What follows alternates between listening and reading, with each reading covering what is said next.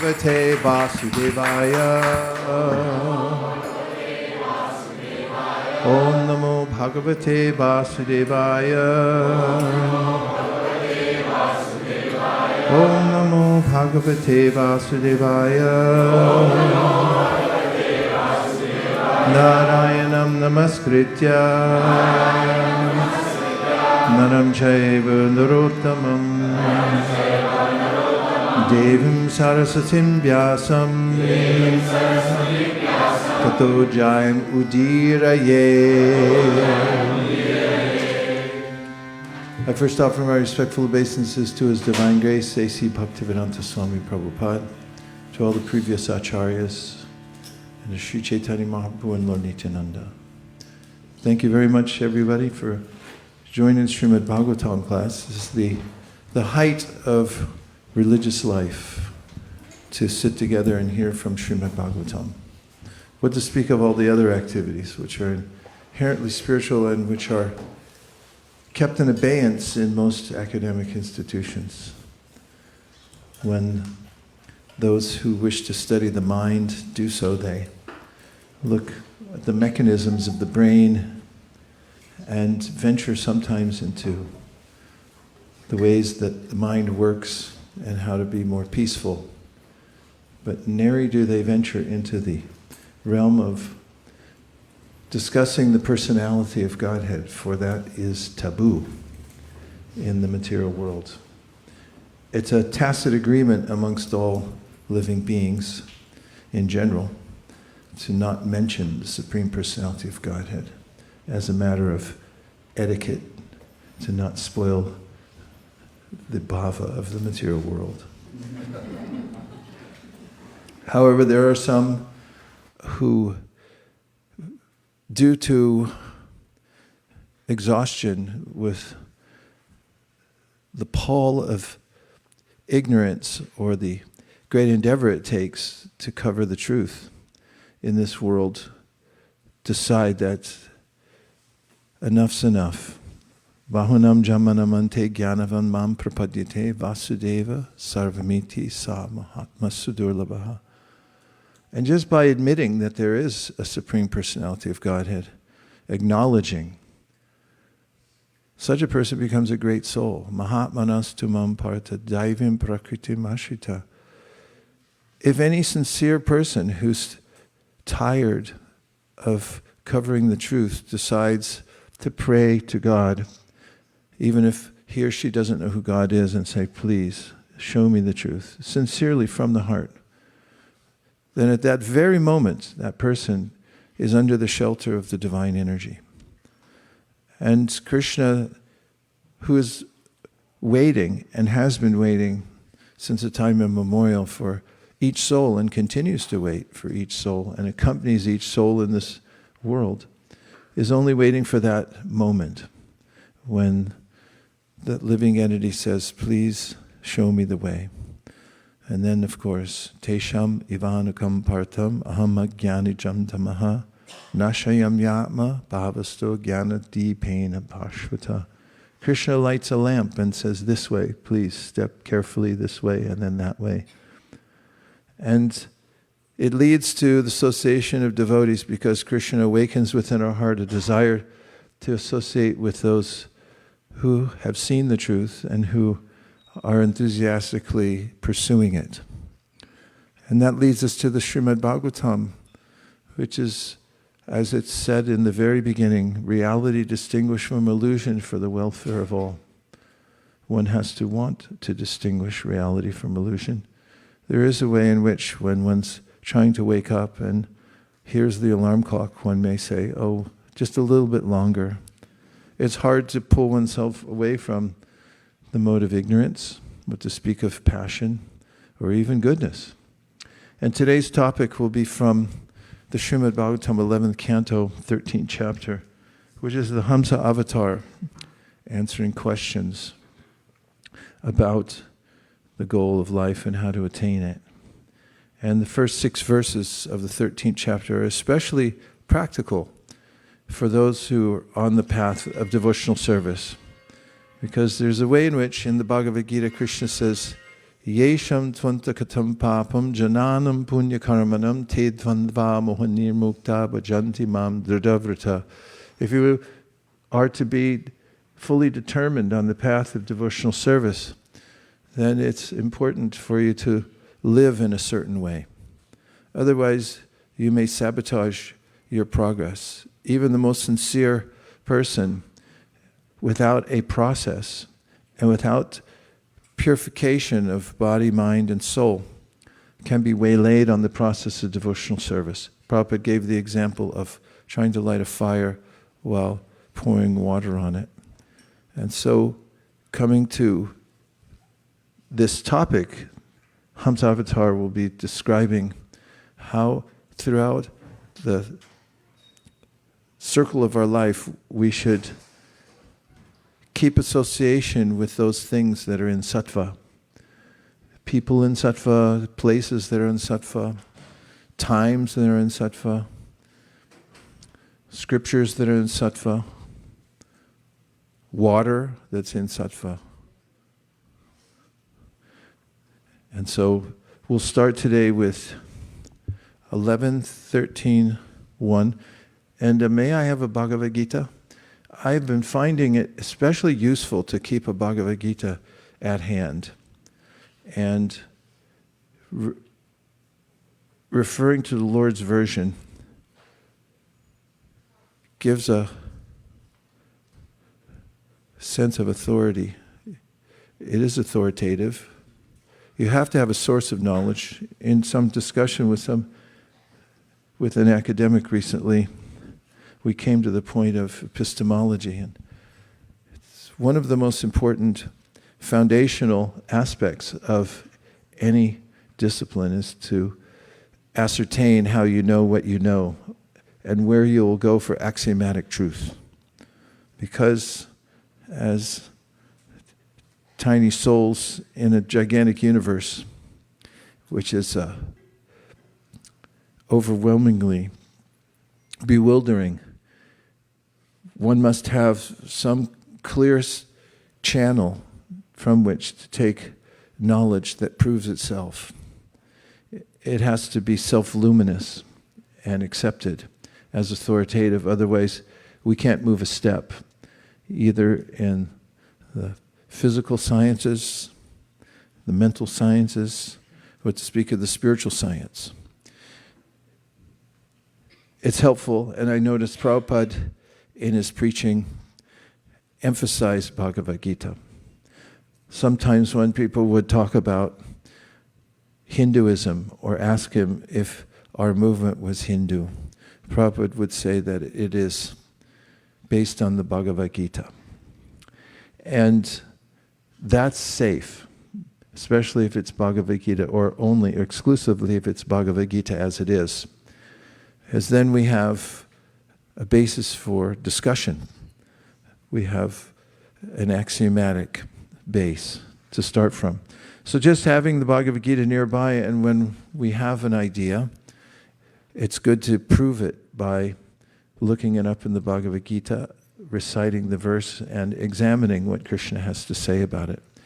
That keeps us honest, without any speculation. This is what Krishna says in the Bhagavad Gita, after Arjuna asks him about what is a self-realized person. He says, Dukeshu anavignam manaha, sukeshu vigataspriha, vitaragabhaya krodha, stita dhir munir uchate. A stita di muni, a muni who's a deep thinker. We want to be deep thinkers, but not speculative deep thinkers. We want to deeply think about what Krishna has to say, and then base whatever we do, whatever decisions we make, on what Krishna has to say. And such a person is impervious to the vicissitudes of the material world. So, in this chapter, I'll just give a brief summary. There's, in the introduction to this chapter, the commentators have written, the three modes, goodness, passion, and ignorance, are related to material intelligence, not to the soul. One should conquer the lower modes of passion and ignorance by the mode of goodness. And then one must surpass the mode of goodness by acting in the transcendental mode of pure goodness. And at the top, it says, in this chapter, Lord Sri Krishna explains to Uddhava how human beings overwhelmed by sense gratification become bound by the three modes of nature and how to renounce these modes. The Lord then describes how he appeared in his form of Hamsa before Lord Brahma and the four sages headed by Sanak, and revealed to them various confidential truths. The four Kumars had gone to Brahma to ask some questions, but Brahma, having just performed acts of creation, was tinged with the mode of passion, and therefore he couldn't answer them. It isn't that he didn't want to answer them, it's just that the answers were not forthcoming. Why? Because he was tinged with the mode of passion. And therefore Hamsa came to give the definitive answer to the questions of these sages. Going to the Bhagavad Gita, we find in chapter 14 the three modes of material nature. Krishna says at the very beginning of this chapter, again I shall declare to you this supreme wisdom, the best of all knowledge, knowing which all the sages have attained the supreme perfection. By becoming fixed in this knowledge, and again this chapter is about the three modes of material nature, one can attain the transcendental nature like my own. Thus established, one is not born at the time of creation or disturbed at the time of dissolution. The total material substance called Brahman is the source of birth, and it is that Brahman that I impregnate, making possible the births of all living beings, O son of Bharata. It should be understood that all species of life, O son of Kunti, are made possible by birth in this material nature, and that I am the seed-giving father. Material nature consists of three modes: goodness, passion, and ignorance. When the eternal living entity comes in contact with nature, O mighty armed Arjuna, he becomes conditioned by these modes. So this verse says, Sattvam Rajas Tama iti, and Guna Prakriti Sambhava. So Sattvam, mode of goodness, Raja, the mode of passion, Tama, the mode of ignorance. Iti, thus. Guna, the qualities, Prakriti, material nature. These are the qualities of material nature. So it's important categorical knowledge to know the environment that we're in as spirit souls. Prakriti Sambhava, Nibadnanti. So the material nature is produced of these three modes of material nature. And Nibadnanti means it conditions them. Dehe, in this body. While we're in the body, Dehinam, the living entity who's in the body, who's eternal, Avyayam, gets conditioned by the modes of material nature. And in the next verse, Krishna says, O sinless one, the mode of goodness, being purer than others, is illuminating, and it frees one from all sinful reactions. Those situated in that mode become conditioned by a sense of happiness and knowledge. And we find in the Srimad Bhagavatam the verse in which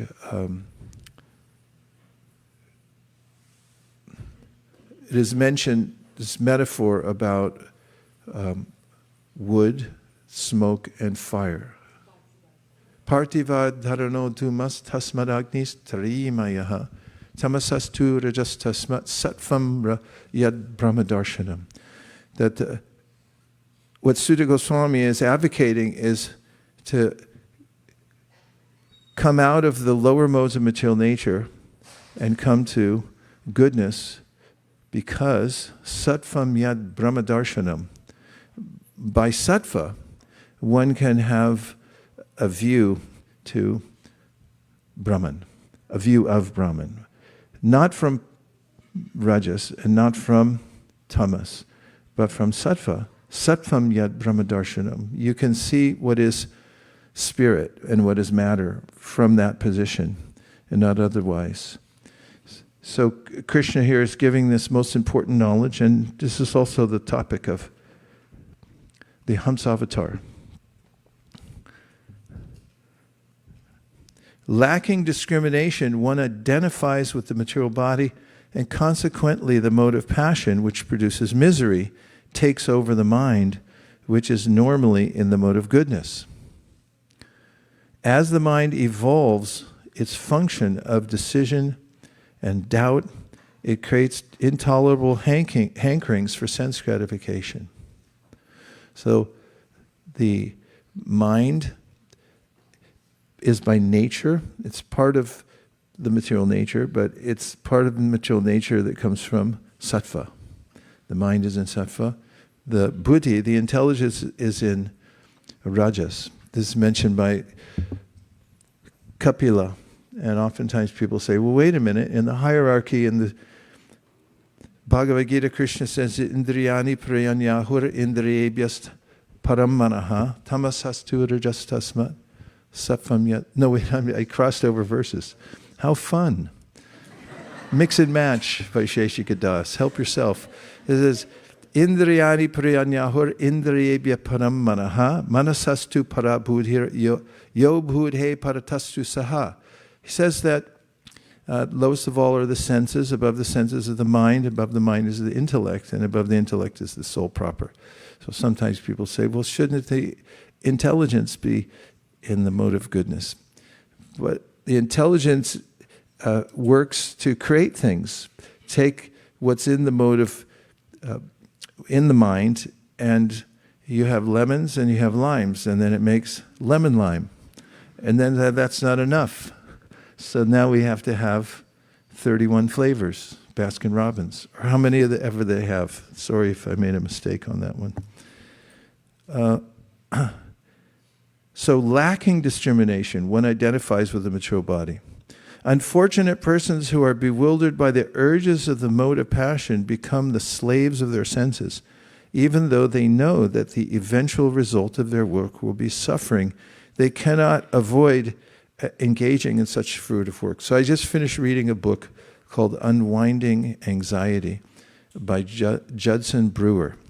He's a professor of psychiatry and neurology at Brown University. And the reason I read his book was because we're in a conversation with him. We means our little team of marauders who are reaching out to various academics and lots of different kinds of people to start conversations. And I wanted to be well acquainted with his work before we talked to him, which we did on Tuesday. And in his book, and incidentally, he specializes in overcoming addiction and bad habits. So what he describes in his research of the mind and the way it works is that there are what he calls habit loops. And giving very abstract or summary, because there's a lot of details to it, I won't go into them. He talks about the principal means of rising above habits. Is that something you're interested in? Yes.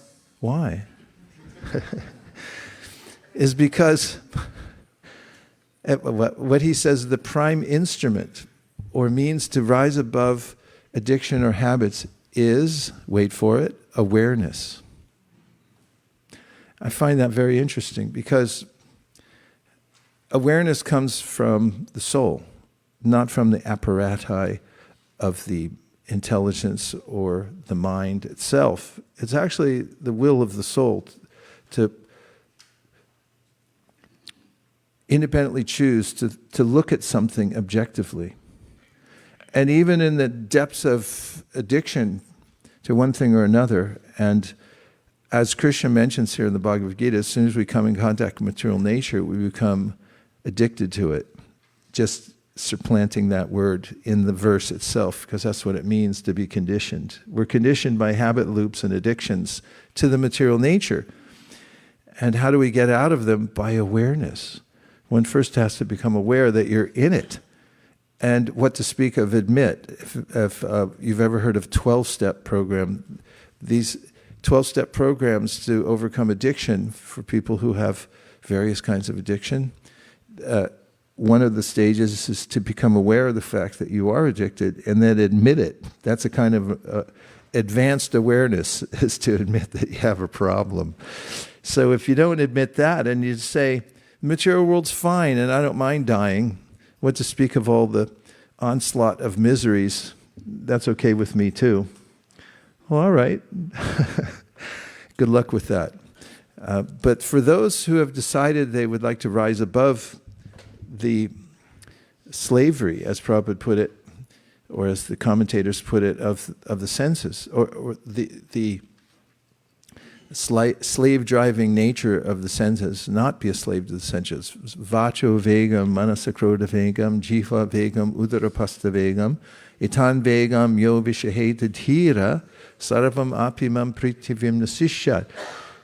Rupa Goswami begins his essence of all advice on bhakti that you have to control the urges. And that doesn't happen willy-nilly. It happens by a determined effort that I will overcome the urges of the senses, tongue, belly, genital, mind, all the urges of anger, etc. And by that, pritivim nasishyat, everybody becomes your disciple, he's saying basically. Everyone on earth becomes your disciple if you're able to do that, because nobody can do it.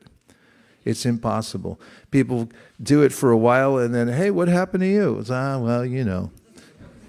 That's the mode of the material world. And even those who perform severe austerities, ye neir vindaksha vimuktamaninas toyasta bhavada vashudha buddhaya aruya krishna paramparam tata patantyato nadrita yushmarangraya. Krishna, it means what it sounds like. You're really you're grinding it, trying to stop the senses from their onward march, carrying you into hell. But patantyada, he said, unless you have the right process, you're going to fall back down again and again. You'll miss it. So this awareness of the problem itself is the point of departure. Even though they know that the eventual result of their work will be suffering, they cannot avoid engaging in such fruitive work, forced. A discriminating person, on the other hand, look up discrimination, please, keeps himself detached from the objects of the senses and, by utilizing appropriate renunciation, takes shelter of unalloyed devotional service. I'll read that last sentence again. A discriminating person. What is a discriminating person? What are the characteristics of discrimination? One of those Shan words. Discrimination is a noun, which means the making of distinctions, act of observing or marking a difference. From late Latin, discriminationem. And it's a past participle stem of discriminare, which means to divide or separate. Yeah. What verse am I thinking of from the Sri Upanishad? No. That's right. Anyad evahur sambhavad, anirahura sambhavad, iti shushumadhiranam yenastad. Anyad evahur vidyaya, anyadahur avidyaya, iti shushumadhiranam yen. So this is those who have applied this principle of discrimination. This is what the verses say. Those who have really thought about it carefully have ascertained there are differences. In other words, if you get perfect knowledge, there's one result. If you get, I'm not going to use the word fake because it's been overused and to the detriment of everyone. When we get knowledge that appears to be knowledge, but which is not, because it's not transcendental, then there's a different result. And putting your attention to the Supreme or putting your attention to illusion, there's a difference. I have one comment about that. Duh. Right? Isn't that one of those duh? things, but they point it out because although it's so obvious as the nose on your face, it's still everybody misses it because of the modes of material nature. It's smoky in here, and it's like, okay, everybody else is doing it. In fact, oftentimes, and I just heard this recently, somebody who's doing brain research, and was saying that because there's so much neuroplasticity in the brain, and the fact is that although there are diseases or general degradation of the brain, there can be over time that ends up in dementia or Alzheimer's. There are ways in which lifestyle changes, in which it makes it far more likely that you won't descend into that. However, previously in the 1980s and so forth, people just said either you get it or you don't. And there's no choice in it. But through various studies, it's been ascertained that there are ways in which the brain can improve itself. How did I get into that? I got so... Huh? Because what? So we have to just... I don't know about the brain part, though. I can't remember. Can't somebody take me back one more step? And then one more step from that. Sorry. So it'll come back to me. A discriminating person, on the other hand, keeps himself detached from the objects of the senses, and by utilizing appropriate renunciation, takes shelter of unalloyed devotional service. Lord Brahma himself has no material cause. He is the cause of creation of all living beings and is the greatest among all the demigods. Yet, even Brahma is always suffering agitation of the mind on account of the duties he has to perform. Therefore, when he was questioned by his sons, headed by Sanak, who were born from his mind, about the means for driving away desires for sense gratification, he was incapable of giving them an answer. In order to receive some insight into this matter, he took shelter of the Supreme Personality of Godhead, whereupon the Supreme Lord appeared before him in the form of the swan incarnation. Lord Hamsa proceeded to give instructions about the categorical identity of the self, the different states of consciousness. Oh, I know what it was. I was just saying that in the 1980s there was information in medical science that either you get it or you don't. And I heard somebody who's done much more research and has more modern ideas about it, that was then, and because a few studies said it, everyone just followed it and didn't question it for decades. And that goes on quite frequently in the sciences. High carb diet, I remember, carbo load and all that kind of stuff. You guys weren't around for it. You're lucky you missed it. And there were studies about various kinds of therapies and things, do this, don't do that, and then later on say, no, that doesn't work. Okay. Lord Hamsa proceeded to give instructions about the categorical identity of the self, the different states of consciousness, wakeful awareness, sleep and deep sleep, and the means for conquering the material existence. The sages headed by Sanak became freed from all their doubts by hearing the words of the Lord and worshipped him with pure devotion in mature love of God. Before I go to the next segment, which is reading of the first 6 verses, do you have any reflections or questions? Yes, Krishna Saka.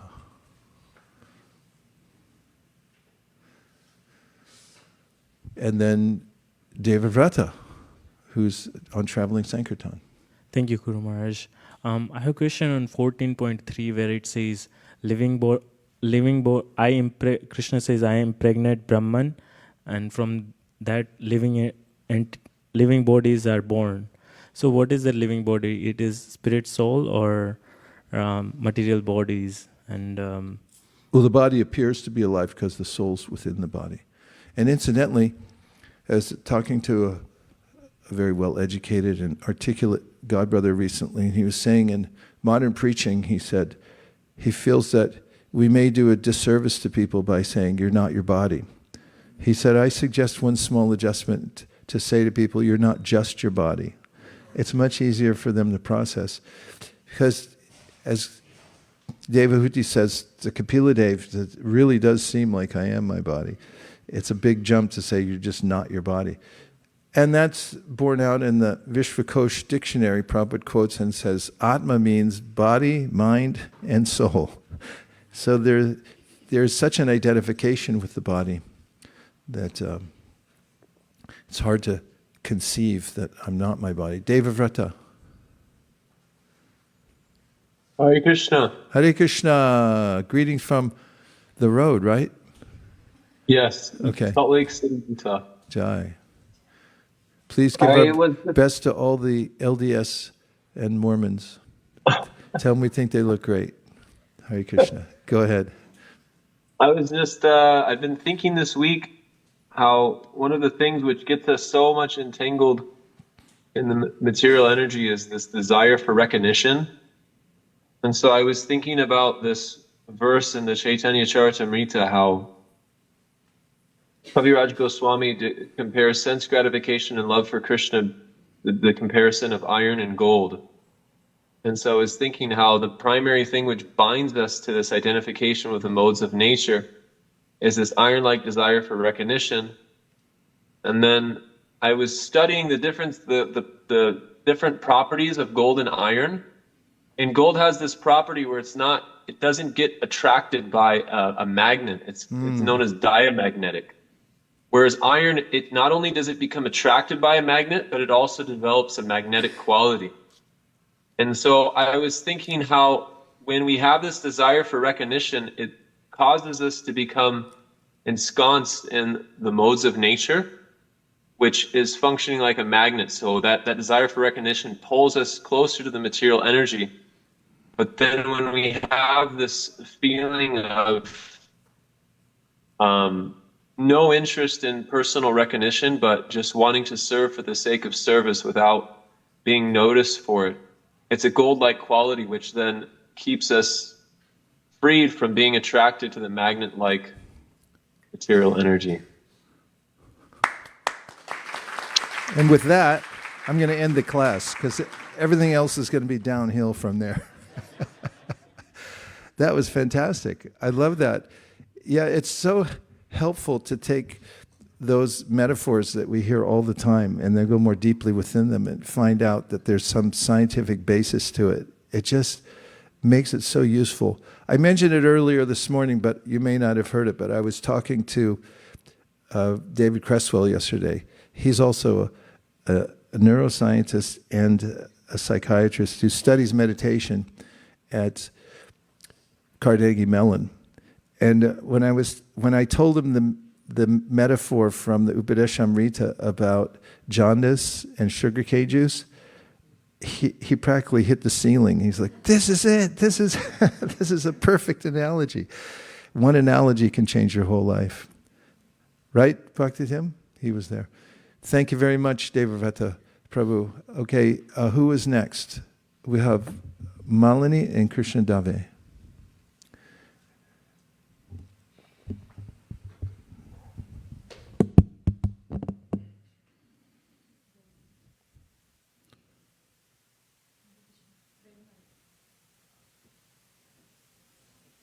There should be a way that when you pick up each mic, it lights up a color on the board or something like that. Hare Krishna. Prabhu, thank you so much for bringing the point about overcoming unwanted habits.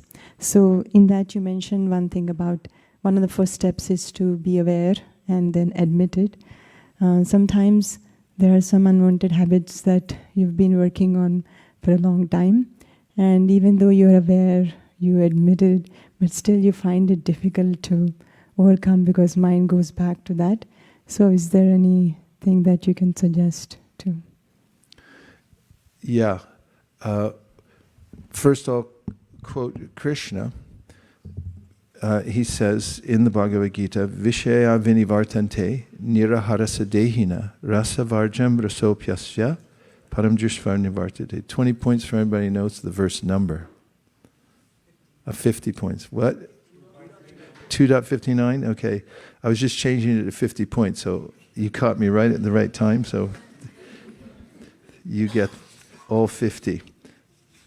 And Krishna has said here, Vishaya, objects for sense enjoyment, vinivartante, are practiced to be refrained from. So this is the stage in which we're aware of them and we're practicing to be aloof from them. Niraharasya, by negative restrictions, because it's like, no. Dehina, for the embodied, rasavarjam, giving up the taste. Rasa, sense enjoyment. Api, although there is, asya, his param, far superior things. Drishtava, by experiencing nivartate, he ceases from. And of course the translation, though the embodied soul may be restricted from sense enjoyment, the taste for sense objects remains, but ceasing such engagements by experiencing a higher taste, he is fixed in consciousness. So this is what this Judson Brewer, psychiatrist, calls a BBO, a bigger, better offer. And here's Prabhupada's purport. Unless one is transcendentally situated, it is not possible to cease from sense enjoyment. The process of restriction from sense enjoyment by rules and regulations is something like restricting a diseased person from certain types of eatables. The patient, however, neither likes such restrictions nor loses his taste for eatables. Similarly, sense restriction by some spiritual process like Ashtanga Yoga in the matter of yama, niyama, asana, pranayama, pratyahara, dharana, dhyana, etc., is recommended for less intelligent persons who have no better knowledge. But one who has tasted the beauty of the Supreme Lord Krishna in the course of his advancement in Krishna consciousness no longer has a taste for dead material things. Therefore, restrictions are there for the less intelligent neophytes in the spiritual advancement of life. But such restrictions are only good until one actually has a taste for Krishna consciousness. When one is actually Krishna conscious, he automatically loses his taste for pale things. So I'm just recalling also my discussions with Judson Brewer, and he was talking about the next stages. And one of them is Anyadevahur Sambhavad, Anyadahur Sambhavad, although he doesn't refer to God so much. It is to analyze what the actual effects of the thing you're doing are. Because sometimes in a habit loop, we don't think about what it's doing to us in general. He gives the example of smoking. People just smoke because they get used to it and they're in a habit loop. And incidentally, it's the hardest of habits to overcome, more difficult than even narcotics. And those who analyze it and see, what am I getting from this or not getting from it, and are aware of it, have a good foothold in coming to a bigger, better offer, because they can understand that without doing that, there's an opportunity cost from doing that. You can lose part of your life according to the actuarial charts. That could be something. What to speak of your health, what to think if it's not even pleasant. Sometimes people don't even think of that. However, the ultimate remedy is to have a higher taste of the beauty of Krishna. And that means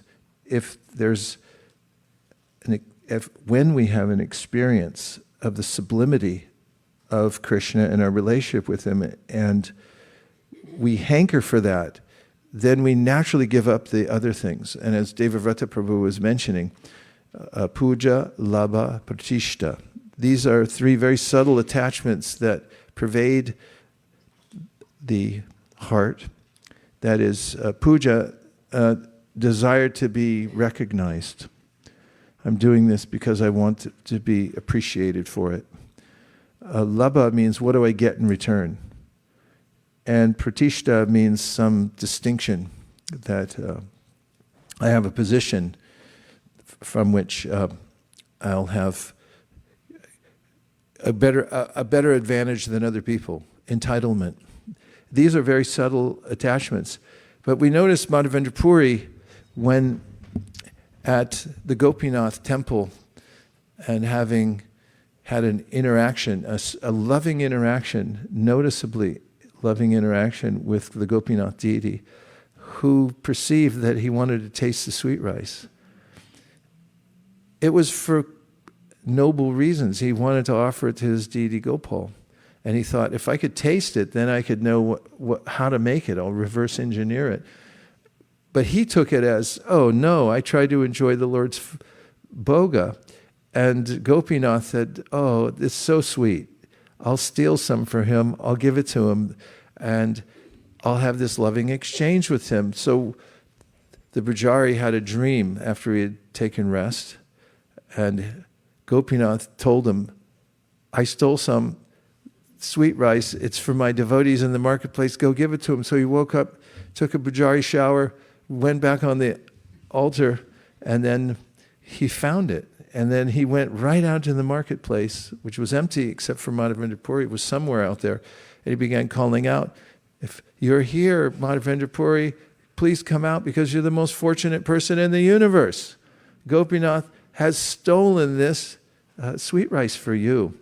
He came and received it, did Madhavendra Puri, and afterwards he thought, by the time the sun comes up, people are going to swarm me because they're going to hear about this from the Pujari, it's going to spread. And he didn't want any fame. So he left that place as soon as possible to be in a secluded place, to stay in obscurity. So he was so refined, he didn't want to lose that taste of his relationship with Krishna. Didn't want to disturb that at all. That's the param drishva nivartate, when we have that. And of course, the whole 6th canto of the Srimad Bhagavatam is about how there has to be the destruction of the desire seed itself within the heart. Because there's a way in which, although we overcome habits by watching YouTube,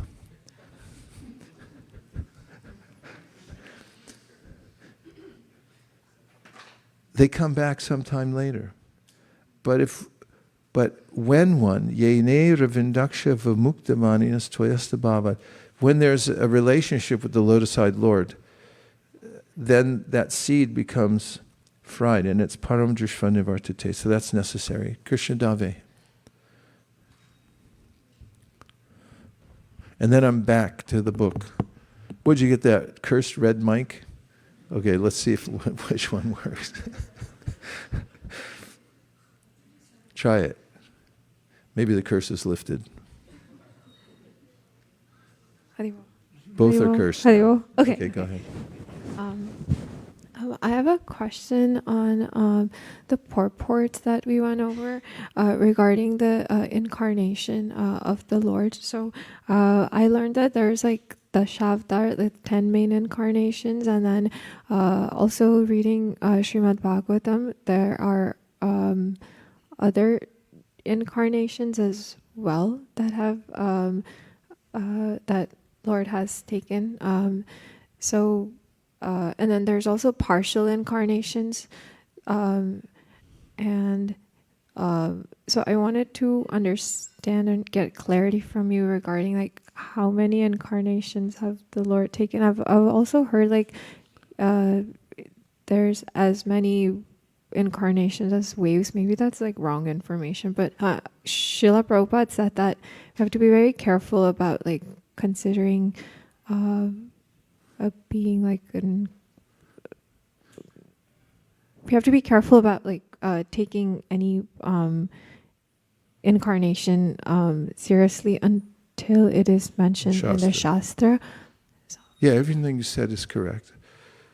Do we have any Laghu Bhagavatamritas here in stock? You don't have to leave the class. I'm just curious.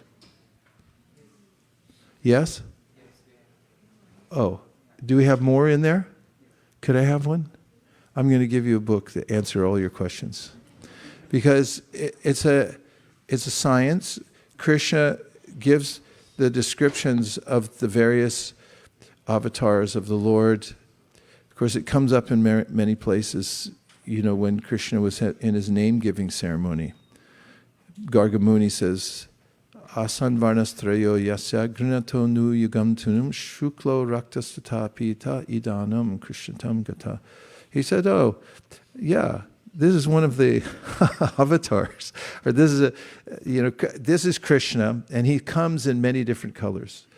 Shuklo, white, raktas, red, tata Krishna, black, idanim krishnatam gata. And also it's mentioned in that verse, green, like Ramachandra. Shuklo raktas tata pita, yellow. Pita means yellow. Pitta means father. So keep that in mind. So in this book, the Laghu Bhagavatamrita, Rupa Goswami goes through, if you have the patience for it, it's very mechanical. Even the sections when Chaitanya Mahaprabhu was describing to Sanatana Goswami all of the various forms of Lord Narayan, there's combinations because where the conch, lotus, disc, and club are held distinguishes what name they are. And then, of course, there's Yuga avatars, there are Leela avatars, there are Purusha avatars, many different kinds of avatars. And in this book that I'm going to give you, Rupa Goswami goes into the entire science of it. You can get a PhD in that. Okay? All right. So I'm going to go back to the matter at hand. And here we have in verse number 1, this is Bhagavan speaking, by the way. This is Hamsa Avatar speaking.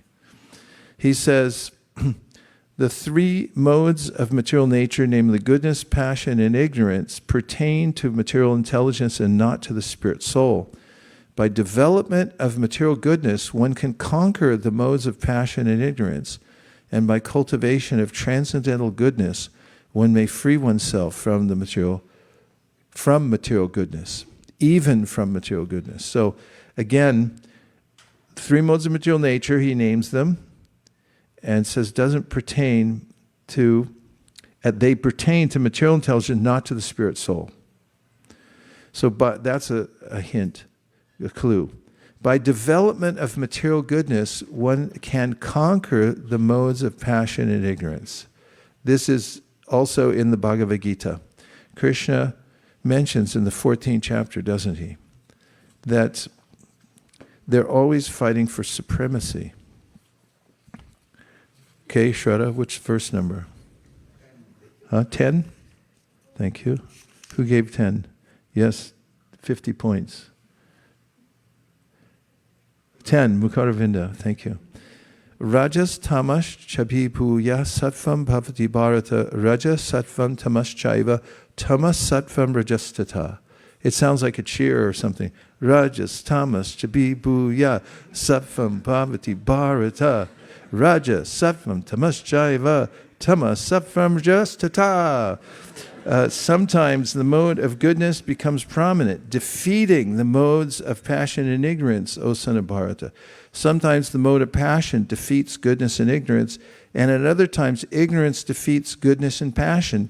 In this way, there's always competition for supremacy. Have you noticed this in your life? You can be sailing along and like, wow, I'm really there. And then all of a sudden, what happened to you? I fell asleep. Purport, when the mode of passion is prominent, the modes of goodness and ignorance are defeated. When the mode of goodness is prominent, passion and ignorance are defeated. And when the mode of ignorance is prominent, passion and goodness are defeated. This competition is always going on. Therefore, one who is actually intent on advancing in Krishna consciousness has to transcend these three modes.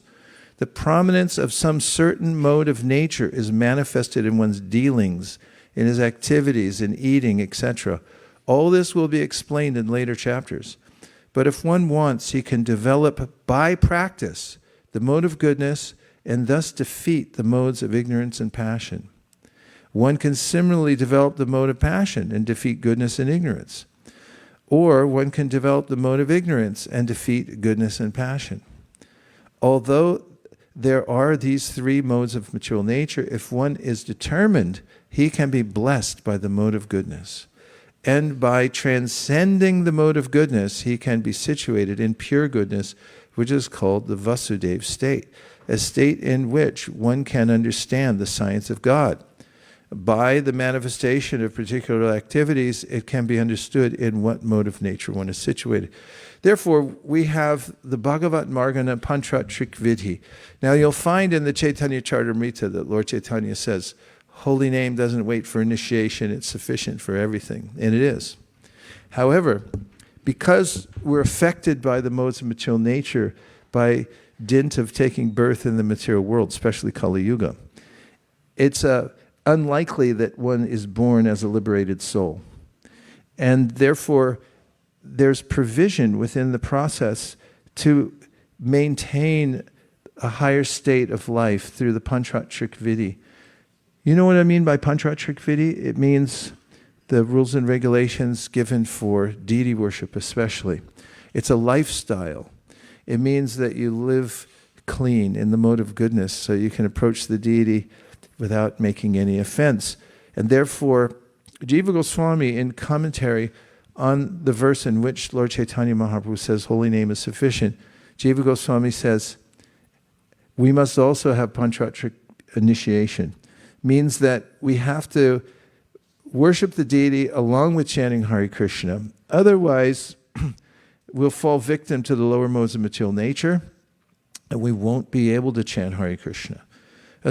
Oftentimes people sit to chant Hare Kṛṣṇa and they say, maybe later. Right now, I scroll. And then 20 years later, everyone says, what happened to you? And you guys say, yeah, what was that mantra? If you could remind me, I'll try starting again. And therefore, there's this all-encompassing framework that is given by our acharyas, that you keep yourself clean in your lifestyle by pañcarātrika rules and regulations, and then at the same time you chant Hare Kṛṣṇa. And these are what Prabhupada used to refer to, 2 train tracks by which your train can go back home, back to Godhead. And did I finish the purport? Yes, and the Vasudeva state means above goodness. That means Sattvam Vishuddham Vasudeva Shabditam Yat Iyate Tatra Puman Apavrita means to be uncovered. Once you're uncovered from even the mode of goodness in the material world, then you can see Vasudeva directly. He's always there. Just like the stars are there, but you can't see them. Only under the proper circumstances can you see that we're in a universe. Otherwise, we get absorbed only in the street lights and the stoplights. Thank you. And are not aware of who we are, where we are. So, from the purport, goodness in the material world never exists in a pure form. Therefore, it is common knowledge that on the material platform, no one is working without personal motivation. In the material world, goodness is always mixed with some amount of passion and ignorance, whereas spiritual or purified goodness, Vishuddha Sattva, represents the liberated platform of perfection.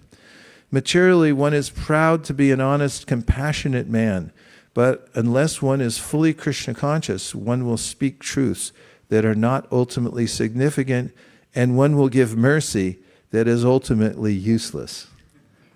I marked that part. Useless mercy. Thank you for your useless mercy.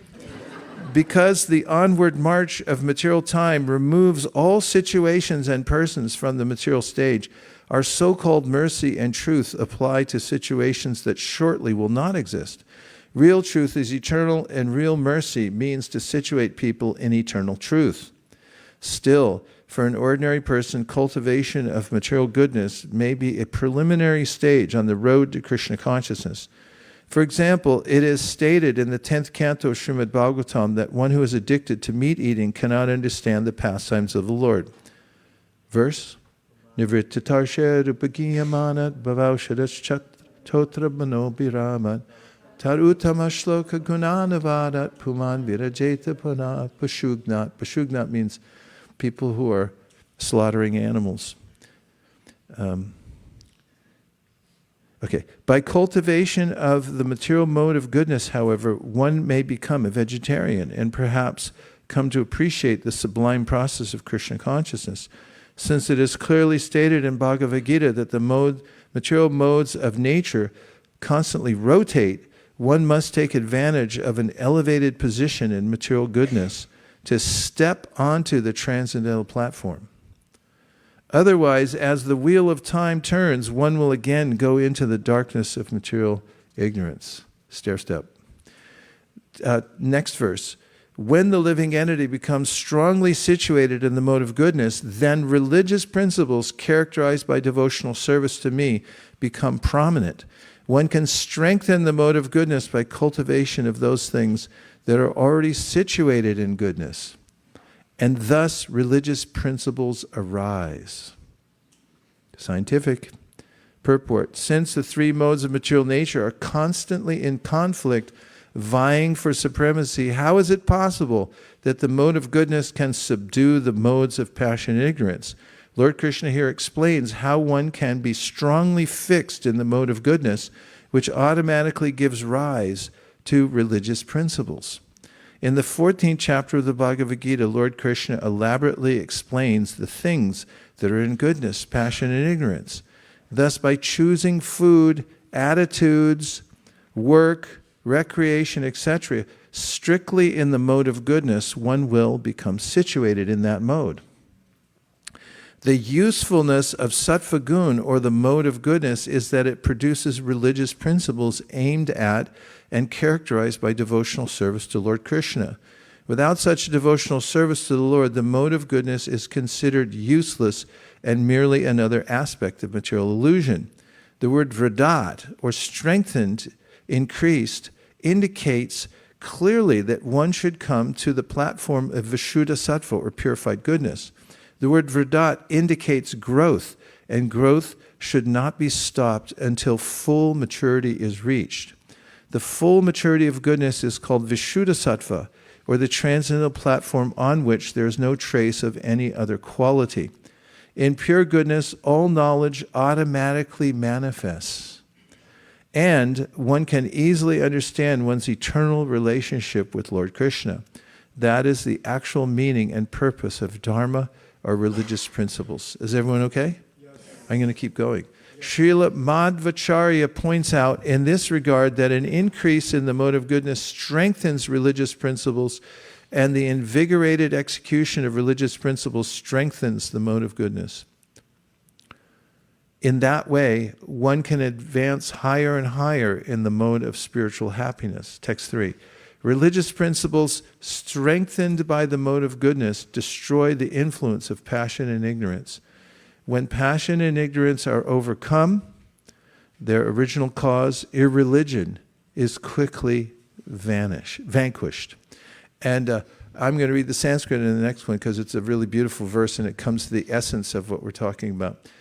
Agamo pa praja desha kala karma cha janmakcha dhyanam mantro ta samskaro dashaite guna hetava. So this is a list of items that you should put in your cohort that, or the list that's here, each one of the items should be in the mode of goodness for you to be successful.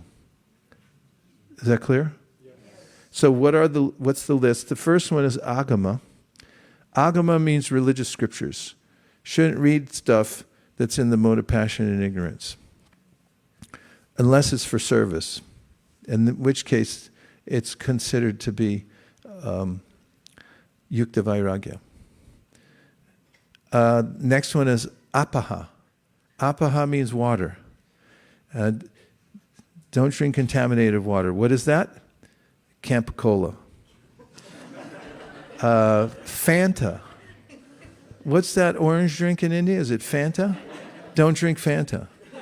Really, don't drink it. It's contaminated water. And, You can't drink fruity. Don't drink fruity. You can give it to the monkeys to get your glasses back, but don't drink. Don't use cologne, perfume, all that stuff.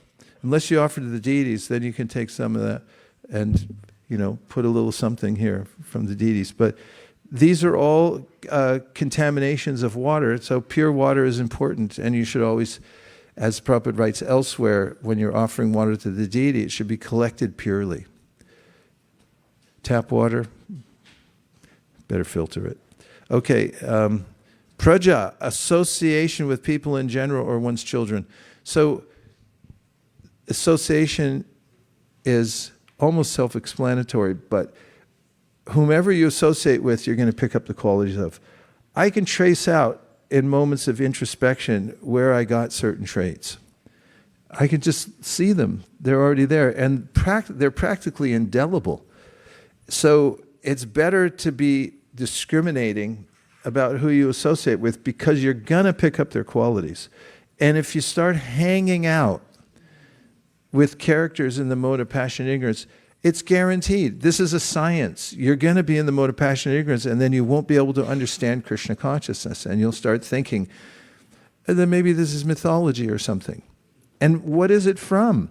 If Brahma couldn't understand the answer just because he was doing his duty and it was related to the mode of passion, if you hang out with deadbeats who don't care about Krishna consciousness, you're going to start picking up Jada Buddhi. You know what Jada Buddhi is? Jada Buddhi Parihari Prasada Bhujanakura, and then you're going to have to come take prasad. Jada Buddhi means you're a deadhead, and not the kind that follows the Grateful Dead, who are dead anyway, so with all respect, because they're the Grateful Dead. Desha means place. Don't go to places unless you're on Sankirtan. You can go to bars, but if you're distributing books, in fact, we recommend it. It's very good. Otherwise, don't hang out in these places, the modes of passion and ignorance, because you're going to pick them up in the place. They're there hanging around, and they get on you. And then Kala, the times. There's a science of time, and it has to do with muhurtas. The days divided up into muhurtas. Krishna has his pastimes in Vrindavan on a schedule, arranged by Vrindadevi. And there's a way in which, in the material world, there are vibrations at certain times. For instance, before the sun comes up, hour and 40 minutes, that muhurta, free nectar floating in the air. Don't be, because it doesn't come in through your nostrils so much when you're sleeping. You want to be there to catch the free nectar in the air, so that's the time. There's a science to Krishna consciousness. Why do we come to Mangalartik? Why do we get up early? You're automatically getting purified by the time factor when you're going to be up for that, especially because you're coming to Mangalartik. Karma, activities, self-explanatory. Janma, birth. Dhyanam, what you meditate on. What are we meditating on? As Krishna says in the Bhagavad Gita, Dhyayato, same word, Dhyayato Vishayam Pumsam. If you meditate on the objects of the senses, you're going to go down the rabbit hole. And next thing you know, you're going to be stuck with it. Sangasteshu Pajayate means now it's yours. You touched it, it's yours. You keep it. No, I don't want it. No, too late, keep it. So be careful. And then mantra, make sure you're chanting transcendental mantras. Yes? Say yes. Yes. Transcendental mantras, not fake mantras. Ata and samskara, rituals for purification. That's why we do rituals for purification. In fact, Shamalangi added these first 6 verses to the schedule that we do for grain ceremonies. Didn't you?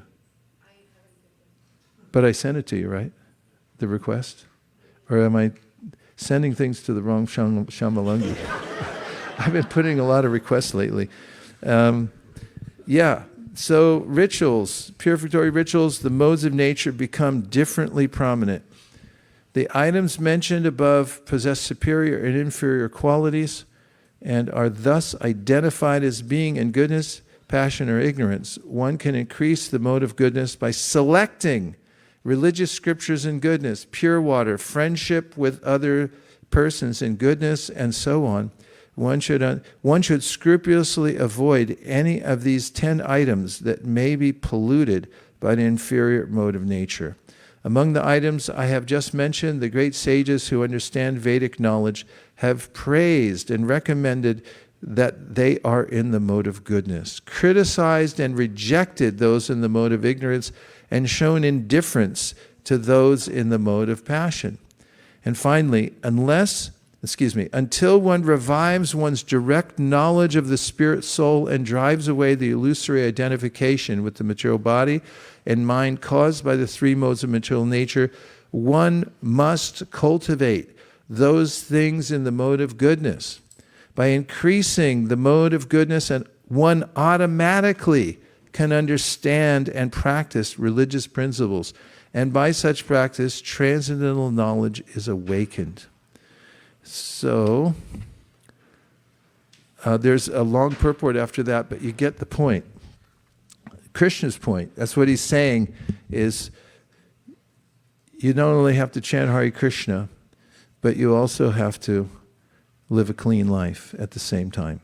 Now, there's 5 minutes left for a question.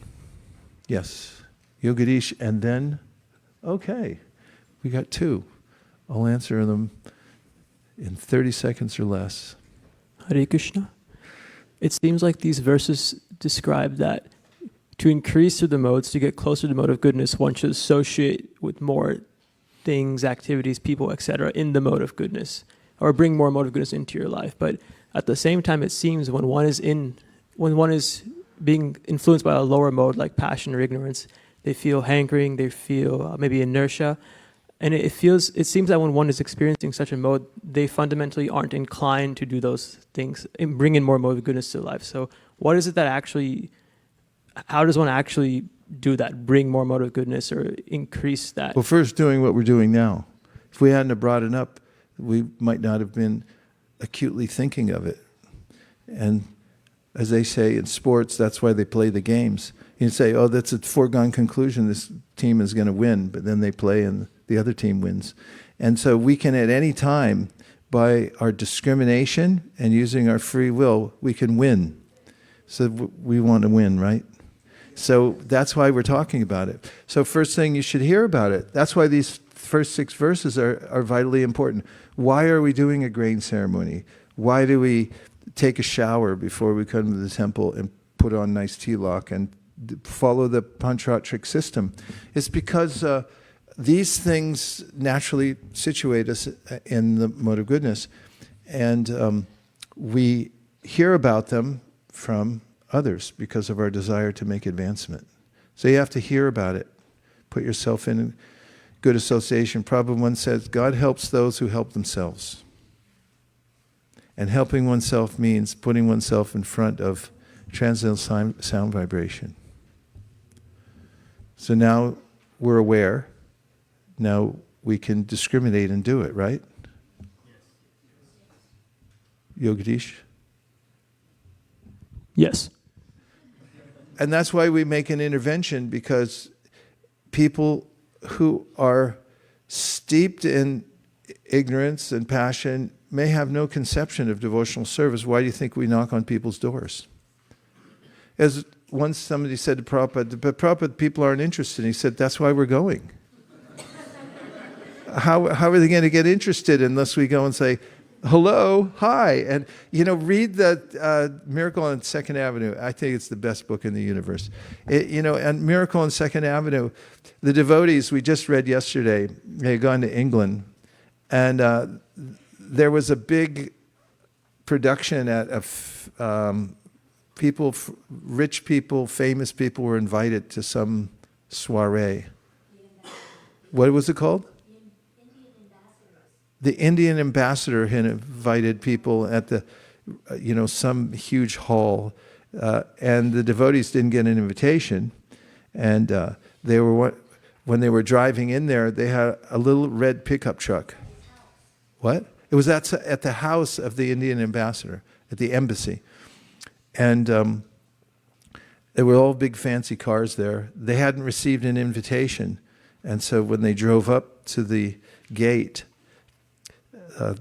that they, meaning the the 6 devotees that were in England at the time, and Saraswati made 7, little baby they had with them. And so they had a red pickup truck, only a few of them fit in the front, the rest had to sit in the back. And it looked like a wreck. And they got to the guard gate, and they said, do you have an invitation? And they said, oh, it's here somewhere. And they were looking around in the diaper bag and this and that. And they said, oh, no problem, just go ahead. And they thought, oh, all right. And they went in, they parked their little beat up red pickup truck next to a Lamborghini and a Mercedes. Whatever. And then they went to the door, and the Indian, very tall, stately person opened the door. He was the butler, and saw them all in their tilak and their Indian dress, and just, who are you with? And then Mukunda says, International Society for Krishna Consciousness. And they were very reticent about going there because they thought at any minute they could just be kicked out. So they went, and the butler took them to this big door, and he opened it, and much to their chagrin, there was a huge chandelier, and under the chandelier there were hundreds of people there drinking martinis and congregating, and they were all very well dressed.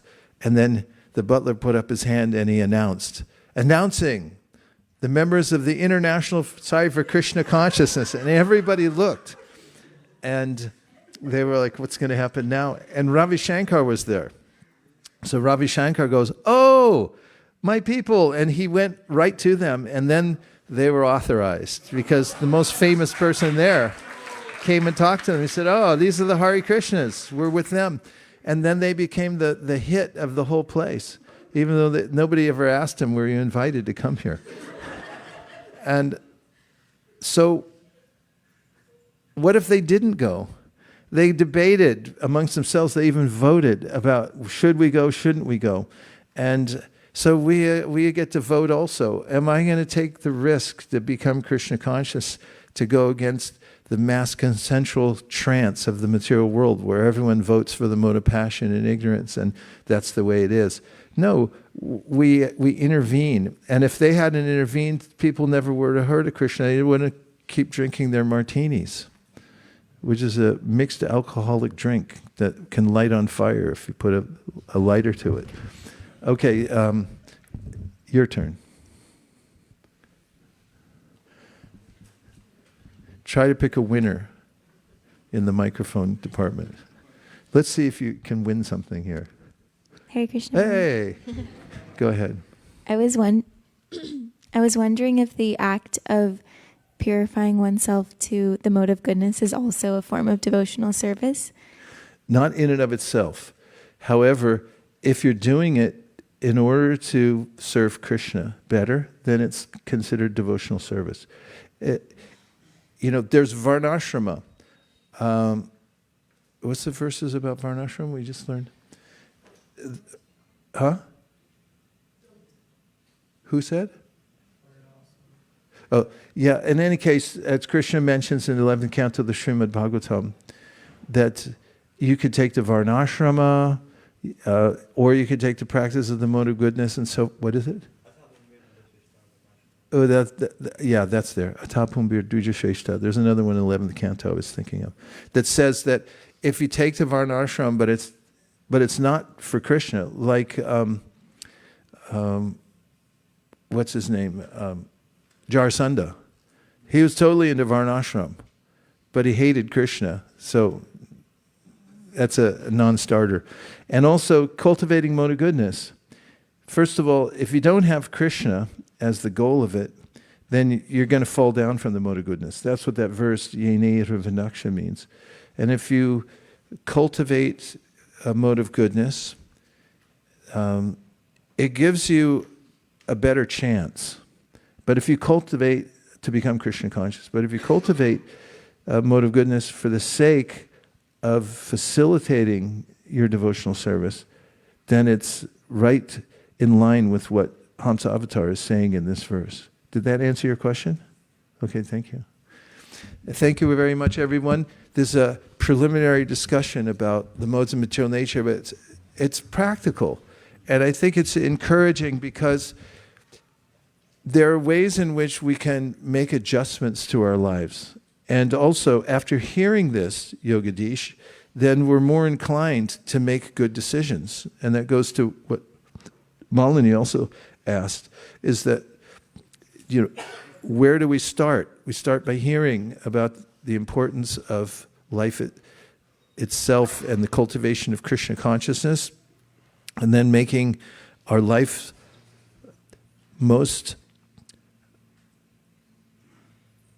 putting ourselves in the most favorable circumstance so that we can cultivate a Krishna consciousness. Dear Srila Prabhupada, dear Sri Caitanya Mahāprabhu, Shri Shri Panchatattva, Shri Shri Radha Madan Mohan, Shri Shri Lakshmi Nrsingadev, if you so desire, please inspire us to heed the advice of Hamsa Avatar. May we identify all habit loops, rise above them, achieve a higher taste, a bigger, better offer from the spiritual world. And may we also help everybody in Silicon Valley and beyond become Krishna conscious by expanding our outreach of prasadam distribution, Harinam Sankirtan, and book distribution. And when we smash our goal for 2026, which will be significantly bigger than we've ever done before because of the 100,008 goal for the planet. We have to set the example. Thank you for considering our request. And above all, please let us beat Mayapur. Thank you. Everyone agrees with this prayer in whole or in part, please say Hare Kṛṣṇa. Hare Kṛṣṇa. Thank you very much, everyone. Hare Kṛṣṇa, Maharaj. Hare Kṛṣṇa. And Hare now, what? Krishna. And now we have our next presentation, which will be a talk, I'm assuming, by one of our youth.